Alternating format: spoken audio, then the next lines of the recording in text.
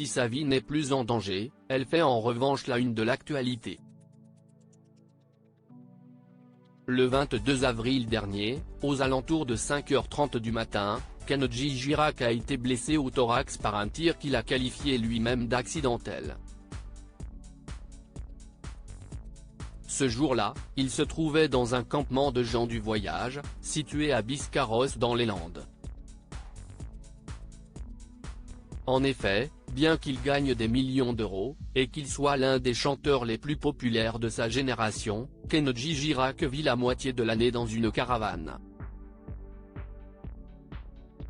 Ainsi, comme chaque été, il avait rejoint sa communauté pour profiter des beaux mois à vadrouiller à travers la France. Un mode de vie gitan, auquel le gagnant de The Voice saison 3 est particulièrement attaché, comme il l'avait confié aux Parisiens, en 2020. La vie de luxe, ce fils d'élagueur qui continue de prêter main forte à sa famille sur certains chantiers ne s'y fait pas. Au contraire, il s'y sent comme en prison, piégé. Ce dont il a besoin, c'est la nature, la pluie, le soleil, la famille, les soirées autour du feu. En somme, la liberté.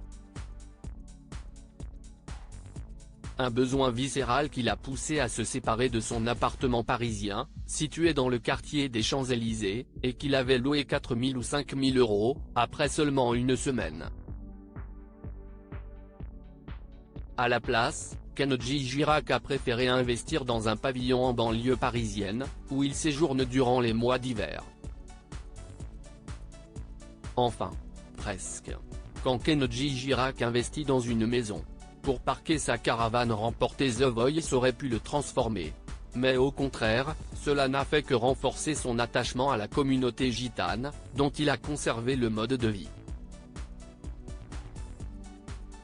Ainsi, à l'image de ses parents et de ses grands-parents, Kenji Girac a adopté un mode de vie semi-sédentaire.